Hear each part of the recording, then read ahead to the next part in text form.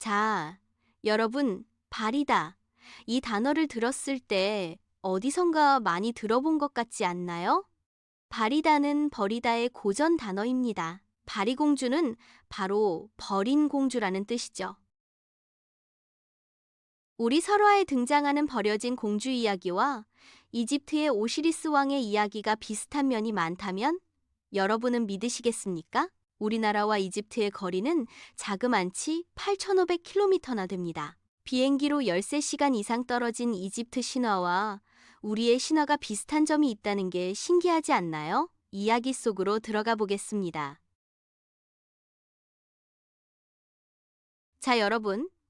여기 팔자가 기고하다 못해 서리빨보다 차가운 강물에 던져진 한 어린 생명이 있습니다. 때는 바야흐로 아득한 옛날, 아들이 아니면 사람 대접도 못 받던 그 무정한 시절의 이야기지요. 불라국의 오구대왕이라 하면 천하를 호령하던 기세는 가졌으나 정작 제 집안대에 이을 아들 하나 점집받지 못한 한 맺힌 사내였습니다. 첫째도 딸, 둘째도 딸.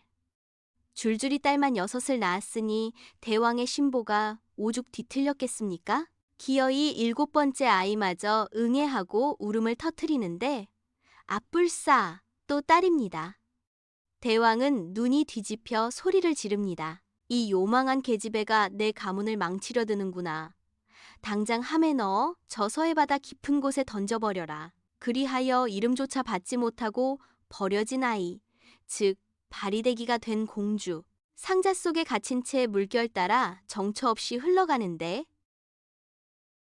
이는 천륜을 저버린 명백한 가족, 내 학대이자 존재 자체를 부정당한 잔인한 가스라이팅이었습니다. 그런데 말입니다, 여러분. 이 기구한 운명이 비단 우리네 땅에만 있었던 게 아닙니다. 저 멀리 비행기로 13시간을 날아가야 하는 이집트 땅에서도 똑같은 비극이 흐르고 있었으니 바로 오시리스 왕의 이야기입니다. 오시리스는 백성들의 존경을 한 몸에 받던 성군이었으나 그에게는 시기심으로 똘똘 뭉친 동생 세트가 있었습니다. 세트는 형을 죽이기 위해 치밀한 덫을 놓았지요.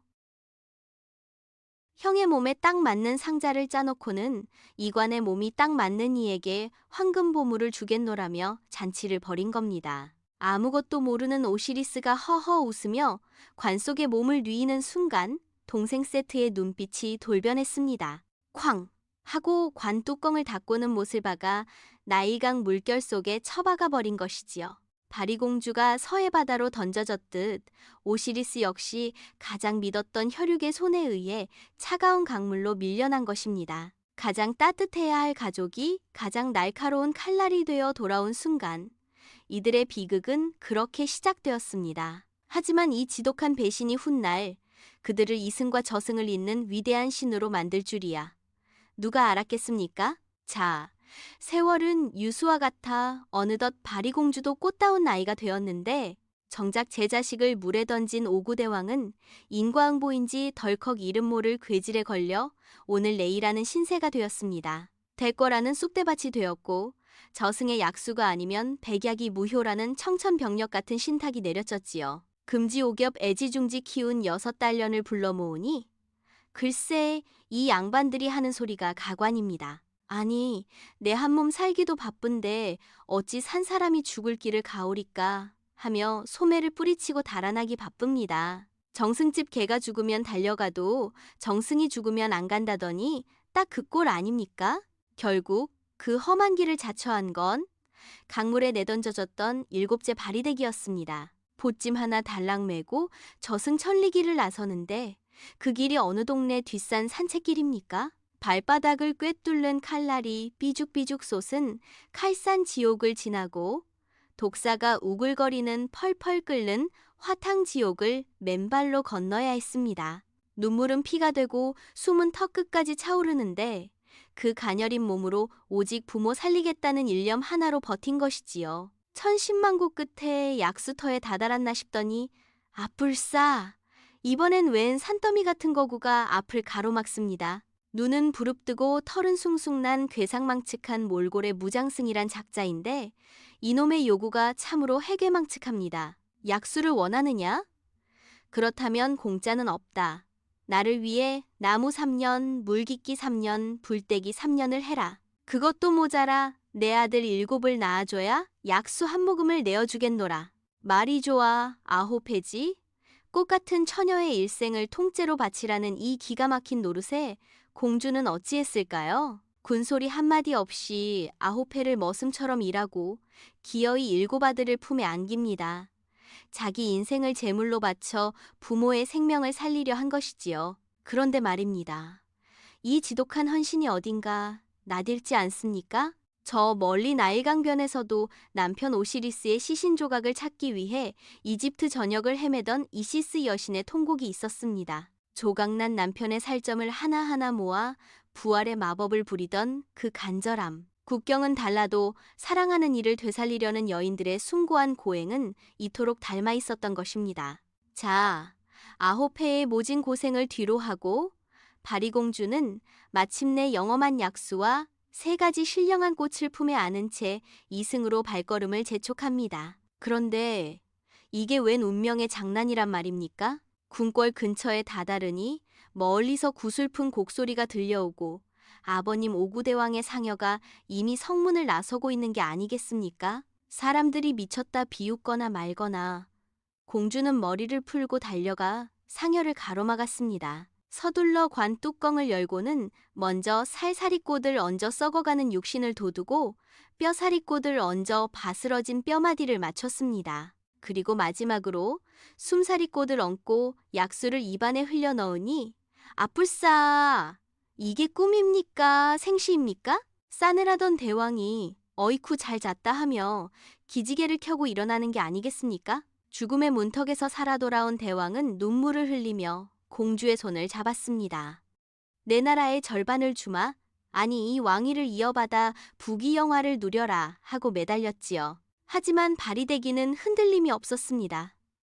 부귀영화는 제 옷이 아닙니다. 저는 제가 낳은 자식들과 그저 이승과 저승 사이에서 길을 잃고 헤매는 가련한 영혼들의 길잡이, 무조신이 되겠나이다 하며 단칼에 거절했으니 그 기계가 참으로 장부 못지 않습니다. 그런데 말입니다.